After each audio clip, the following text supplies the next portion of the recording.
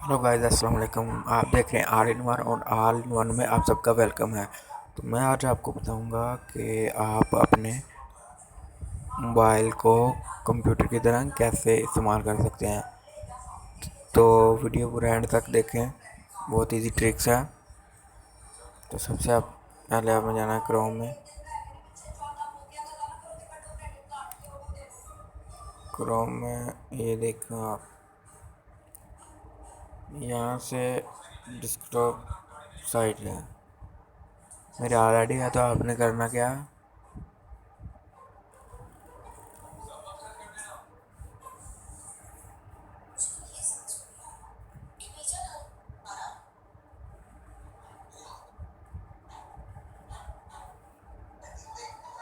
ये देखो अब ऐसे आ रहा है।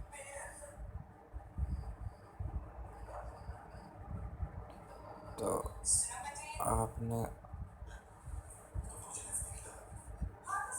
आपने यहाँ करना है और इसके बाद 1 2 3 4 5 6 7 8 9 10 नंबर पर डेस्कटॉप साइट है, उस पर करना है। तो आपको कुछ कंप्यूटर की तरह डेस्कटॉप में नज़र आ जाएगा। ये देख सकते हैं आप, बिल्कुल कंप्यूटर जैसा। तो मैं उम्मीद करता हूँ ये वीडियो आपको अच्छी लगी होगी। अगर वीडियो अच्छी लगे तो लाइक शेयर एंड सब्सक्राइब ज़रूर करें और साथ ही बेल आइकन को ज़रूर दबाएं।